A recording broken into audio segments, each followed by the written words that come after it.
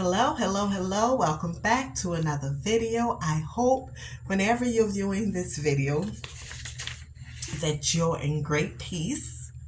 Great peace. Thank you so very much to my lovely subscribers, the new ones, and the folks that have been with me for quite some time.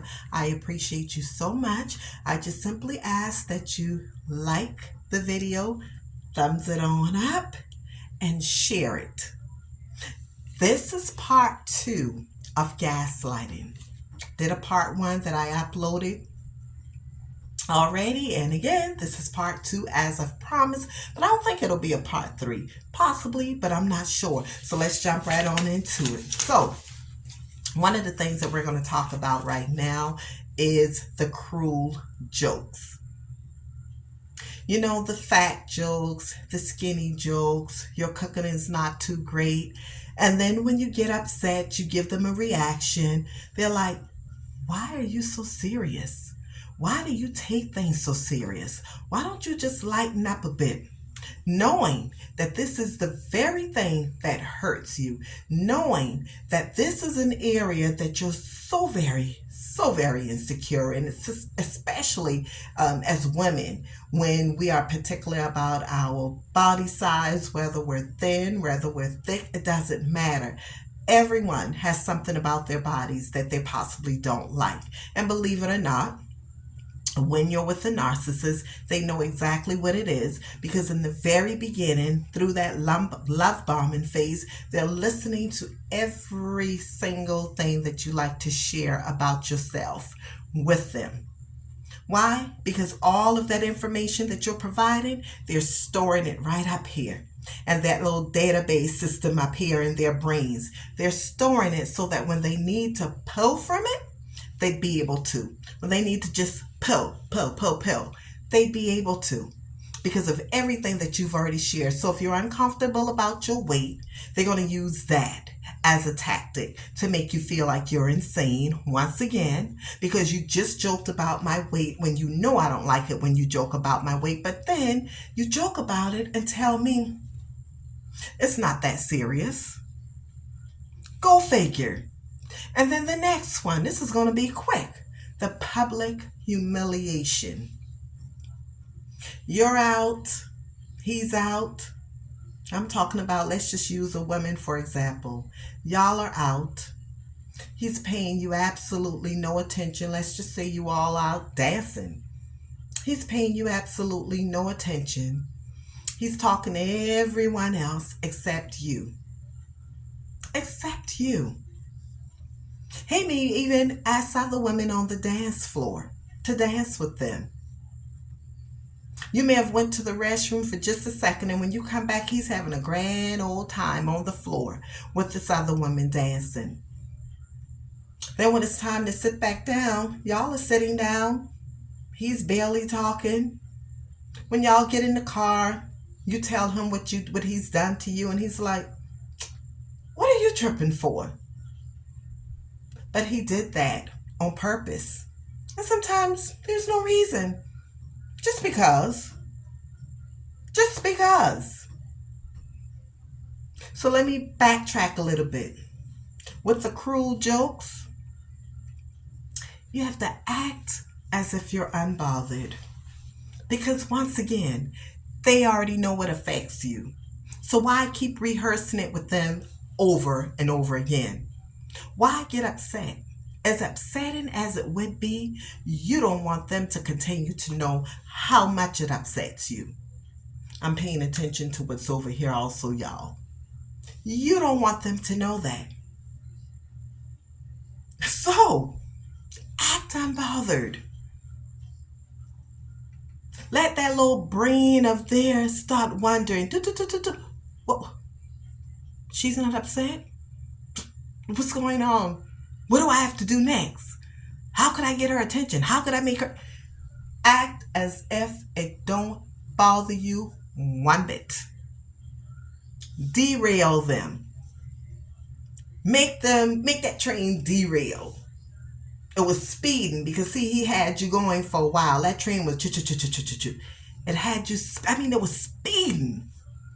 And it had your mind going because he would do this so often. Make you upset and then make you feel like, why are you so serious?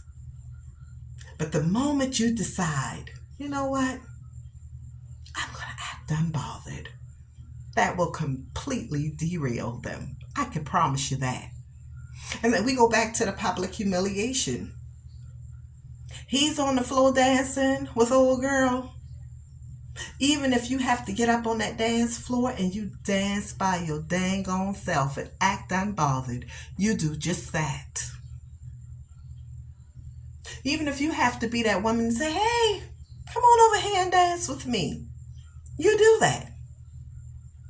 Or if you want to, just for that moment, because see, he's going to really look like an idiot in the front of your friends if you are with a group of people. You saw him dancing with her, and all of a sudden he's sitting back down. Come on, baby, let's go on the floor and dance. Say it loud enough so everyone else around the table could hear. And let him look stupid for telling you no, and he was just on the floor with another woman. You got to beat them, but beat them smart. Don't play games with them. And when I say don't play games with them, that means basically you're doing it in such a way that you're tagging them back, but it's effortlessly. Just act unbothered. As difficult as it can be sometimes, you have to act like you're unbothered. And lastly, do not allow them to reframe what's reality, because they have a tendency of being able to do that and do it very well. Let me read this to you.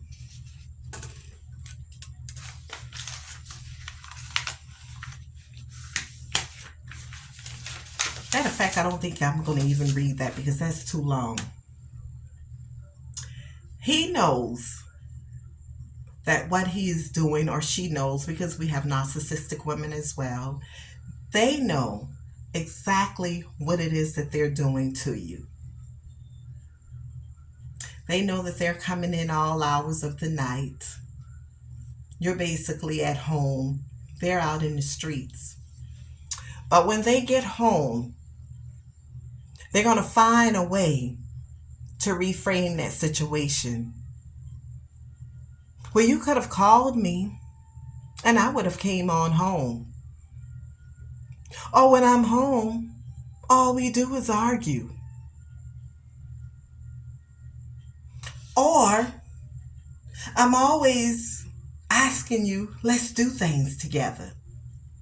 They may have asked you months ago and may have not said another thing about doing nothing else since then. But they would go back to that to change what they've just done, reframing the situation and making it into something completely different other than what they've just done. I had some stuff written down or in some things that I was looking at, because I'm forever answering questions according to what I see.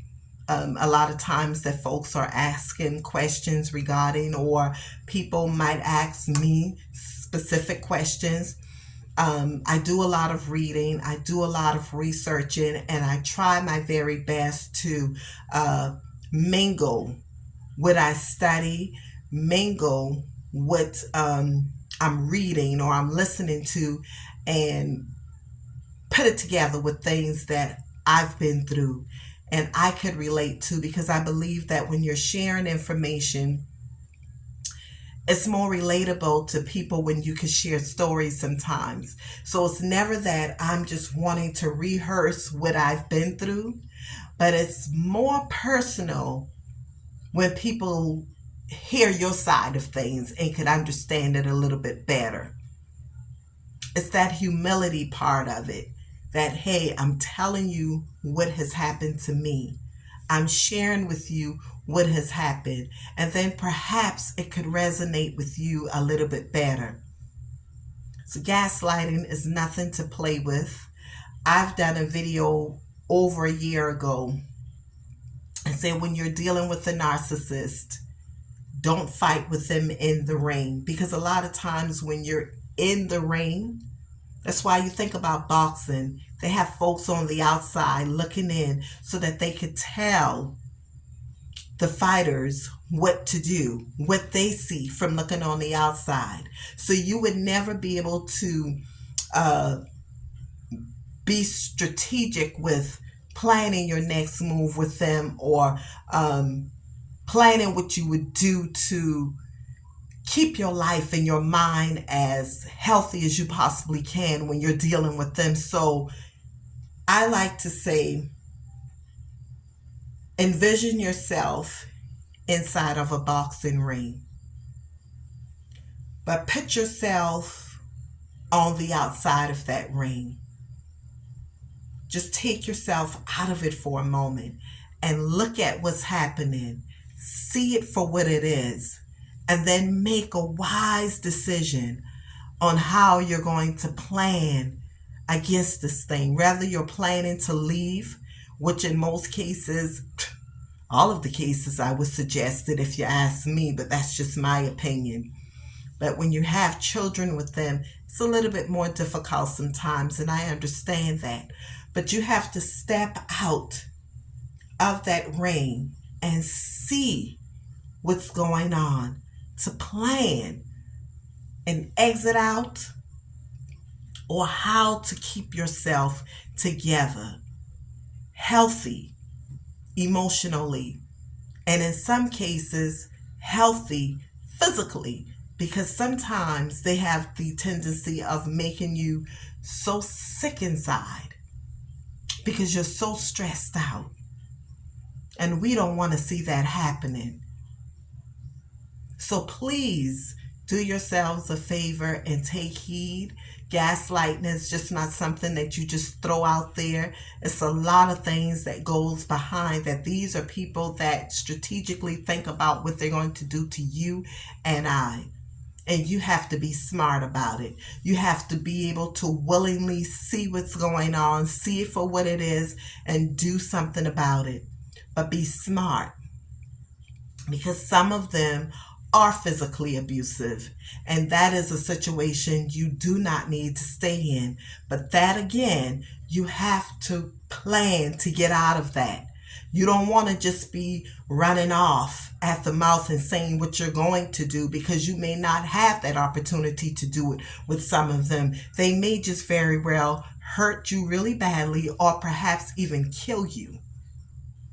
So be very wise in what you're doing. So I'm done with this video. Until next time, take care of yourselves. Always remember, healthy mind, control your life. Subscribe to this channel. Thumbs up if you like the video. Okay? Good night.